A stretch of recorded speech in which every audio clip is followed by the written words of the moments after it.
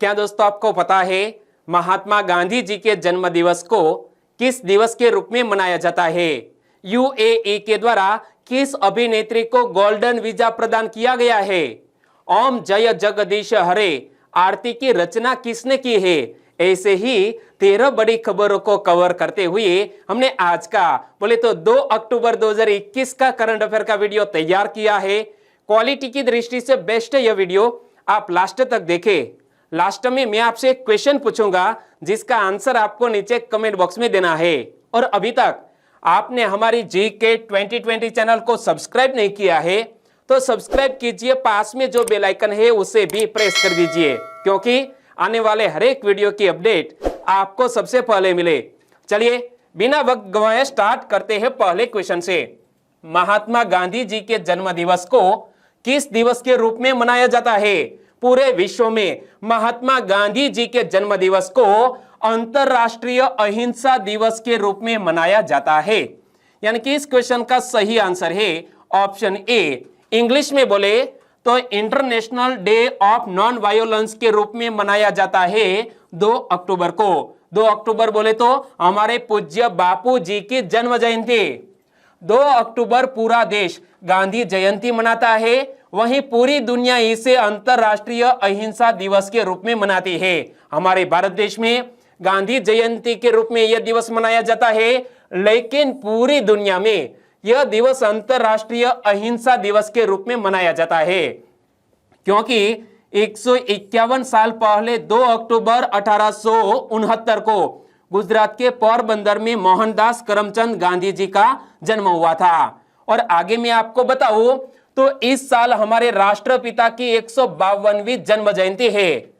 याद रखो दोस्तों, जहां से गांधी बापू बिलोंग करते हैं उस राज्य से मैं बिलोंग करता हूं। हमारे पूज्य बापू का जन्म पोरबंदर में 2 अक्टूबर 1869 को हुआ और पोरबंदर को सुदामापुरी के नाम से भी जाना जाता है। और इस साल पूज्य बापू यानी कि राष्ट्रपिता की 152वीं जन्म जयंती है। और 1906-7 में महात्मा गांधी जी ने दक्षिण अफ्रीका से सत्याग्रह आंदोलन की शुरुआत की थी। गांधी बापू ने अपने पूरे जीवन के दौरान सत्याग्रह के जरिए आजादी दिलाने का प्रयास किया। तो हमारे पूज्य बापू ने सत्याग्रह आंदोलन की शुरुआत 1906-7 में कहां से की थी?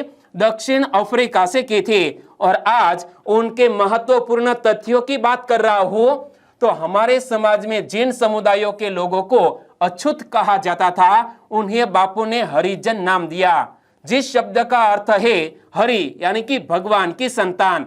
हरिजन का मीनिंग क्या होता है? हरि बोले तो भगवान, भगवान की संतान, हरिजन का मीनिंग होता है।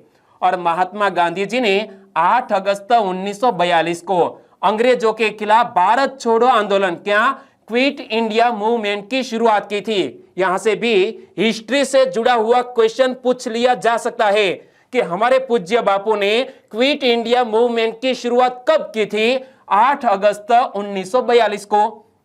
और तब दूसरा विश्व युद्ध चल रहा था और इसी आंदोलन के दौरान बापू ने करो या मरो का नारा दिया था। यहां से एक और क्वेश्चन निकल सकता है कि बापू ने किस आंदोलन के दौरान क्विट इंडिया मूवमेंट, किस आंदोलन के दौरान डू और डाई का नारा दिया था?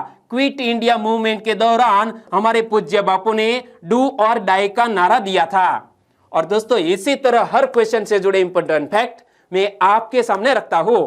हमारा यह तरीका आपको अच्छा लगता है, लाइक करना मत भूलिएगा। दूसरा क्वेश्चन है आपकी स्क्रीन पर। भारत में प्रति वर्ष 2 से 8 अक्टूबर की समयावधि को निम्न में से किस सप्ताह के रूप में मनाया जाता है? दोस्तों आज है 2 अक्टूबर और 2 अक्टूबर से लेकर 8 अक्टूबर की समयावधि को हमारे भारत देश में वन्य जीव सप्ताह के रूप में मनाया जाता है। यानी कि इस क्वेश्चन का भी सही आंसर है ऑप्शन ए, वन्य जीव सप्ताह। और यहां पर पढ़ सकते हैं हमारे भारत देश में 2 अक्टूबर से 8 अक्टूबर की समयावधि को वाइल्ड लाइफ वीक के रूप में मनाया जाता है। तो वन्य जीव सप्ताह इंग्लिश में बोले तो वाइल्ड लाइफ वीक पहली बार कब मनाया गया था? वर्ष 1972 में। यह कार्यक्रम किसके द्वारा आयोजित किया जाता है? वाइल्ड लाइफ वीक किसके द्वारा आयोजित किया जाता है? राष्ट्रीय वन्य जीव बोर्ड के द्वारा। और NBWL वन्यजीव संरक्षण अधिनियम 1972 के तहत गठित एक सांविधिक निकाय है। और भारत में सर्वप्रथम वन्य प्राणी दिवस कब मनाया गया, वो भी तो एक क्वेश्चन पूछ लिया जा सकता है। भारत में सर्वप्रथम वन्य प्राणी दिवस मनाया गया 7 जुलाई 1955 को। वन और वन्य जीवों को भारतीय संविधान की किस सूची में रखा गया है? कॉन्स्टिट्यूशन के लिहाज से यह क्वेश्चन एग्जामिनेशन में पूछ लिया जा सकता है। वन्य और वन्य जीवों को भारतीय संविधान की समवर्ती सूची में रखा गया है। और कॉन्स्टिट्यूशन के लिहाज से मैं बताऊं तो वन्य जीवों के संरक्षण के लिए भारत के संविधान में 42वां संशोधन अधिनियम कब लागू हुआ? 1976 में। और यह 42वें संशोधन अधिनियम के द्वारा 2 नए अनुच्छेद 48I व 51 को जोड़कर वन्य जीवों से संबंधित विषय के समवर्ती सूची में शामिल किया गया। तो मैं आपसे पूछना चाहूंगा कि हमारे कॉन्स्टिट्यूशन में आर्टिकल 48I और 51 में किस बात का जिक्र किया गया है? आपको याद है तो नीचे कमेंट सेक्शन में जरूर बताना। और वन्य जीवों को विलुप्त होने से रोकने के लिए सर्वप्रथम 1872 में वाइल्ड एलिफेंट प्रिजर्वेशन एक्ट पारित हुआ। और भारतीय वन्य जीव संस्थान की स्थापना कब हुई? 1982 में यह भारतीय वन्य जीव संस्थान की स्थापना हुई। कब हुई? 1982 में। तीसरा क्वेश्चन, हाल ही में यूएई की तरफ से गोल्डन वीजा किसको दिया गया है? यूएई की तरफ से गोल्डन वीजा दिया गया है एक भारत की बॉलीवुड अभिनेत्री जिसका नाम है उर्वशी रौतेला।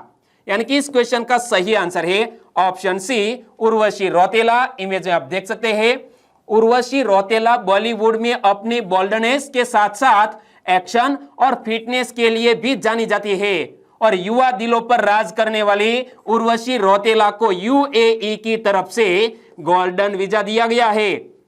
और गोल्डन वीजा मिलने से अब उर्वशी रौतेला यूएई में अगले 10 साल तक रह सकती है। और इससे पहले गोल्डन वीजा बिजनेसमैन, इन्वेस्टर्स और डॉक्टर्स को दिया जाता था, लेकिन हाल ही के दिनों में यह वीजा बॉलीवुड कलाकारों को भी दिया जा रहा है। जैसा कि हमारे संजय दत्त जी को भी यह गोल्डन वीजा दिया गया है यूएई की ओर से। और कुछ दिन पहले सानिया मिर्जा को भी यह गोल्डन वीजा दिया गया था। और यह क्वेश्चन भी मैंने आपको करंट अफेयर में बताया था। तो देखो, उर्वशी रौतेला ने गोल्डन वीजा के साथ अपनी तस्वीरों को शेयर करते हुए लिखा है कि मैं पहली भारतीय महिला हूं जिसे 10 साल के लिए एक गोल्डन वीजा महज 12 घंटे में ही मिल गया है। क्या? उर्वशी रौतेला ने सोशल प्लेटफॉर्म पर यह खबर लिखी कि मैं पहली भारतीय महिला हूं जिसे 10 साल के लिए एक गोल्डन वीजा महज 12 घंटे में मिला है। और उर्वशी रौतेला से पहले ये वीजा मशहूर अभिनेता संजय दत्त को भी मिल चुका है और सानिया मिर्जा और उनके पति को भी यह गोल्डन वीजा मिल चुका है। तो सानिया मिर्जा के पति का नाम क्या है? नीचे कमेंट सेक्शन में जरूर बताना। चौथा क्वेश्चन, महात्मा गांधी जी की जयंती के अवसर पर 35 लाख से अधिक लोगों को कोविड टीका लगाने का लक्ष्य किसने तय किया है? दोस्तों, आज है 2 अक्टूबर, यानी कि महात्मा गांधी जी की जयंती मनाई जा रही है। और आज के दिवस के अवसर पर बिहार सरकार ने तय किया है कि एक दिन में 35 लाख से अधिक लोगों को कोविड टीका लगाया जाएगा। यानी कि इस क्वेश्चन का सही आंसर है बिहार सरकार।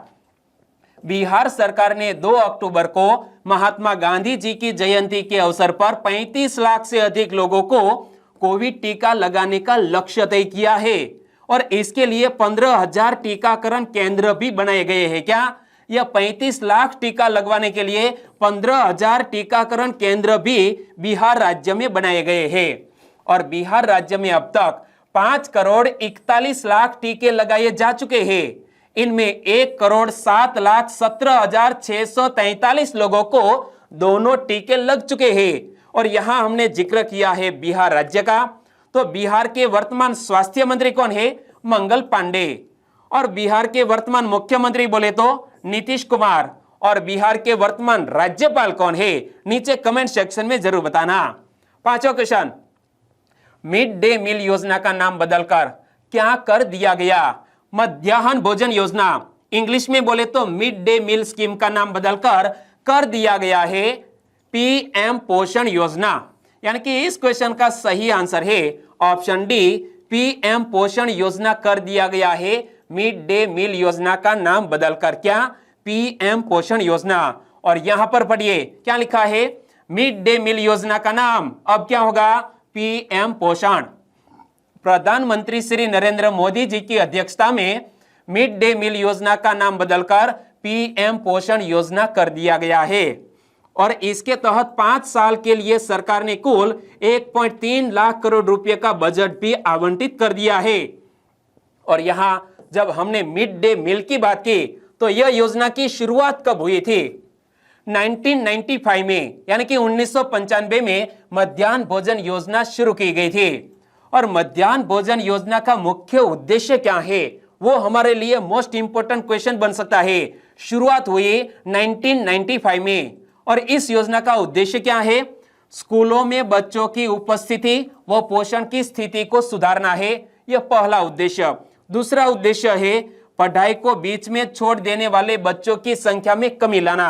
और तीसरा उद्देश्य है विभिन्न वर्गों और जातियों के बच्चों द्वारा एक साथ इकट्ठा खाना खाने से समानता की भावना को विकसित करना व जाति पाति के भेदभाव को दूर करना है।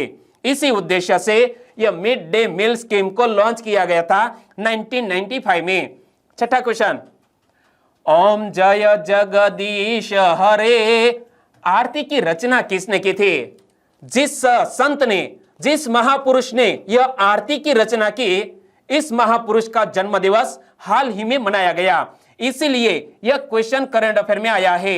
ओम जय जगदीश हरे आरती की रचना की थी पंडित श्रद्धा राम फिल्लोरी ने, यानी कि इस क्वेश्चन का सही आंसर है पंडित श्रद्धा राम फिल्लोरी। और इमेज में आप देख सकते हैं पंडित श्रद्धा राम फिल्लोरी को, जिसने ओम जय जगदीश हरे संगीत यानी कि आरती की रचना की थी। तो देखो आज भी देश के करोड़ों परिवारों में हर उत्सव और हर धार्मिक अनुष्ठान के समय गाई जाने वाली इस आरती के रचयिता थे पंडित श्रद्धाराम शर्मा फिल्लोरी। इमेज में आप देख सकते हैं। और पंडित श्रद्धाराम शर्मा ने भक्ति भाव से भरी ओम जय जगदीश हरे आरती की रचना 1870 में की थी। रचना कब की थी, 1870 में। और आज भी पूर्ण भक्ति भाव से यह धुन को गाया जाता है। यदि कोई भी महत्वपूर्ण धार्मिक उत्सव या कोई धार्मिक अनुष्ठान हो तो दोस्तों यह धुन को, यह आरती को हाल ही में गाया जाता है। और हाल ही में दोस्तों गुजरात राज्य में नवरात्र त्योहार शुरू होने जा रहा है। साथ साथ पश्चिम बंगाल में दुर्गा पूजा का भी त्योहार आने वाला है, तो यह आरती तो बजेगी ही। तो यहां हम बात करते हैं यह आरती के रचयिता पंडित श्रद्धाराम शर्मा की। पंडित श्रद्धाराम शर्मा का जन्म 30 सितंबर 1837 को पंजाब के फिल्लोरी शहर में हुआ था। कहां पर, पंडित श्रद्धाराम शर्मा का जन्म 30 सितंबर 1837 को पंजाब के फिल्लोरी शहर में हुआ था। इसीलिए करंट अफेयर में आए हैं पंडित श्रद्धाराम फिल्लोरी जी। और उन्होंने ओम जय जगदीश हरे आरती की रचना की थी। और 24 जून 1881 को पंडित श्रद्धाराम शर्मा फिल्लोरी का निधन हो गया। सातवां क्वेश्चन, निम्न में से किस संस्थान ने, अनुसंधानकर्ताओं ने कॉर्निया प्रत्यारोपण का विकल्प विकसित किया है। हाल ही में आईआईटी हैदराबाद के अनुसंधानकर्ताओं ने यह कॉर्निया प्रत्यारोपण का विकल्प विकसित किया है। यानी कि इस क्वेश्चन का सही आंसर है option A, IIT Hyderabad. Hyderabad के आईआईटी में बायोमेडिकल इंजीनियरिंग विभाग में एसोसिएट प्रोफेसर डॉक्टर फाल्गुनी पति और उनकी अनुसंधान टीम ने एक आसान और नवाचारी प्रक्रिया अपनाते हुए मानव और पशुओं की निष्क्रिय हो चुकी कॉर्निया से हाइड्रोजेल तैयार किया है। दोस्तों यह महत्वपूर्ण खोज आईआईटी हैदराबाद के अनुसंधानकर्ताओं ने की है। देखो क्या बात सामने आई है, हैदराबाद की आईआईटी में बायोमेडिकल इंजीनियरिंग में विभाग में एसोसिएट प्रोफेसर डॉक्टर फाल्गुनी पति और उनकी अनुसंधान टीम ने एक आसान और नवाचारी प्रक्रिया अपनाते हुए मानव और पशुओं की निष्क्रिय हो चुकी कॉर्नियों से हाइड्रोजेल तैयार किया है। और हाइड्रोजेल का उपयोग जटिल सर्जरी के बदले किया जाएगा और कोशिकाओं को क्षतिग्रस्त ऊतक निर्माण से भी रोका जा सकेगा। और अभी तक चोट लगने के बाद कॉर्निया को क्षतिग्रस्त होने से रोकने के लिए कोई समाधान उपलब्ध नहीं था और समाधान इसका अब मिल गया है। चोट के तुरंत बाद हाइड्रोजेल लगाने से कॉर्निया को क्षतिग्रस्त हुए बिना फिर से विकसित किया जा सकता है। इसी तरह का संशोधन किया है आईआईटी हैदराबाद के शोधकर्ताओं ने। क्या? चोट के तुरंत बाद हाइड्रोजेल लगाने से कॉर्निया को क्षतिग्रस्त हुए बिना फिर से विकसित किया जा सकता है। 8वां क्वेश्चन, हाल ही में आईपीएल में सर्वाधिक विकेट के साथ पर्पल कैप होल्डर कौन बन गए हैं? आईपीएल हाल ही में कहां चल रहा है वो तो आपको पता है, लेकिन आईपीएल में सर्वाधिक विकेट के साथ पर्पल कैप होल्डर कौन बन गए हैं? पर्पल कैप होल्डर बन गए हैं हर्षल पटेल। यानी कि इस क्वेश्चन का सही आंसर है हर्षल पटेल। इमेज में आप देख सकते हैं रॉयल चैलेंजर बेंगलोर के मध्यम तेज गेंदबाज हर्षल पटेल के लिए आईपीएल 2021 बेहद यादगार बनता जा रहा है। हर्षल पटेल ने राजस्थान रॉयल्स के खिलाफ एक बार फिर से 3 विकेट झटके और एक नया कीर्तिमान बना डाला। क्या? हर्षल पटेल ने एक नया कीर्तिमान बना डाला है और हर्षल पटेल अब आईपीएल के एक सत्र में सर्वाधिक विकेट लेने वाले अनकैप्ड खिलाड़ी बन गए हैं। उन्होंने इस मामले में अपनी टीम के साथी युजवेंद्र चहल को 6 साल पुराने रिकॉर्ड को तोड़कर पीछे छोड़ दिया है।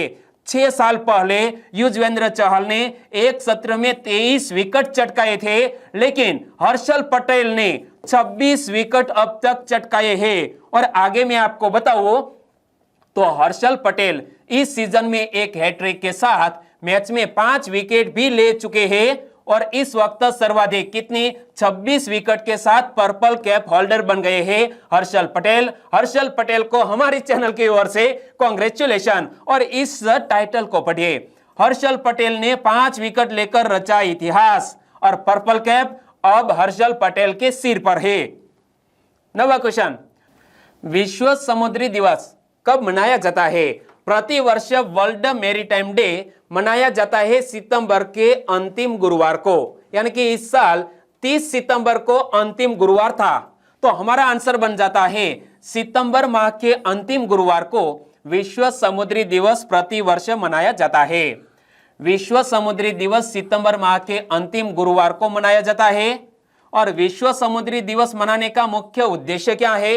समुद्री सुरक्षा, शिपिंग सुरक्षा और समुद्री पर्यावरण के महत्व के संबंध में जागरूकता पैदा करने हेतु यह वर्ल्ड मैरीटाइम डे मनाया जाता है। कब मनाया जाता है? सितंबर के अंतिम गुरुवार को। और पहली बार विश्व समुद्री दिवस 17 मार्च 1978 को आयोजित किया गया था और इस साल 44वां विश्व समुद्री दिवस 2021 मनाया गया, जिसका विषय क्या रखा गया है?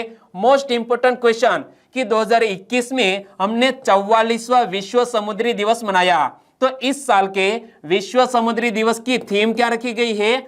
नाविक नौवहन के भविष्य के मूल में। इंग्लिश में कहे तो seafarers at the core of shipping's future. Okay. और अंतरराष्ट्रीय शिपिंग उद्योग की बात करें तो अंतरराष्ट्रीय शिपिंग उद्योग विश्व भर में आम लोगों और समुदायों के लिए वैश्विक व्यापार का 80% से अधिक परिवहन करता है। क्या? यह शिपिंग उद्योग वैश्विक व्यापार का 80% से अधिक परिवहन करता है। और अंतरराष्ट्रीय समुद्री संगठन के द्वारा यह दिवस मनाया जाता है। तो अंतरराष्ट्रीय समुद्री संगठन का हेडक्वार्टर कहां पर स्थित है? यूनाइटेड किंगडम के लंदन में। और अंतरराष्ट्रीय समुद्री संगठन की स्थापना कब हुई? 17 मार्च 1948 को। और अंतरराष्ट्रीय समुद्री संगठन के वर्तमान महासचिव कौन है? कीटेक लिम। इमेज में आप देख सकते हैं कीटेक लिम वर्तमान में अंतरराष्ट्रीय समुद्री संगठन के महासचिव है। 10वां क्वेश्चन, गृह मंत्रालय ने कोविड-19 से मरने वाले लोगों के परिजनों हेतु कितने रुपए की अनुग्रह राशि देने के लिए आदेश कर दिए हैं? हाल ही में गृह मंत्रालय ने कोविड-19 से मरने वाले लोगों के परिजनों हेतु 50,000 रुपये की अनुग्रह राशि देने के लिए आदेश जारी किए हैं। यानी कि इस क्वेश्चन का सही आंसर है 50,000। हाल ही में गृह मंत्रालय ने कोविड-19 से मरने वाले लोगों के परिजनों हेतु 50,000 रुपये की अनुग्रह राशि देने के लिए आदेश जारी किए हैं। और राष्ट्रीय आपदा प्रबंधन प्राधिकरण यानी कि national disaster management authority, short में कहे तो NDMA, national disaster management authority द्वारा इस प्रकार की राशि की सिफारिश की गई थी और यह राशि राज्य आपदा प्रतिक्रिया कोष यानी कि स्टेट डिजास्टर रिस्पांस फोर्स से वितरित की जाएगी। और पिछले वर्ष मंत्रालय द्वारा कोविड-19 को आपदा के रूप में अधिसूचित किया गया था। क्या पिछले साल मंत्रालय द्वारा कोविड-19 को आपदा के रूप में अधिसूचित किया गया था।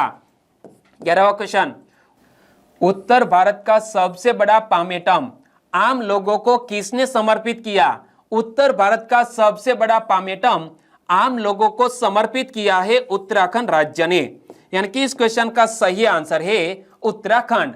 उत्तराखंड वन विभाग ने हाल ही में नैनीताल जिले के हल्द्वानी क्षेत्र में राज्य का पहला और उत्तर भारत का सबसे बड़ा पामेटम आम लोगों को समर्पित किया है। दोस्तों याद रखो कि यह पामेटम कहां विकसित किया गया है? विकसित किया गया है उत्तराखंड में नैनीताल जिले के हल्द्वानी क्षेत्र में और यह राज्य का पहला और उत्तर भारत का सबसे बड़ा पामेटम है जो आम लोगों को हाल ही में समर्पित किया गया है। और इस पामेटम के निर्माण में कुल 3 वर्ष का समय लगा है जिसमें पाम ट्री की 110 से अधिक प्रजातियां मौजूद है। इमेज में आप देख सकते हैं।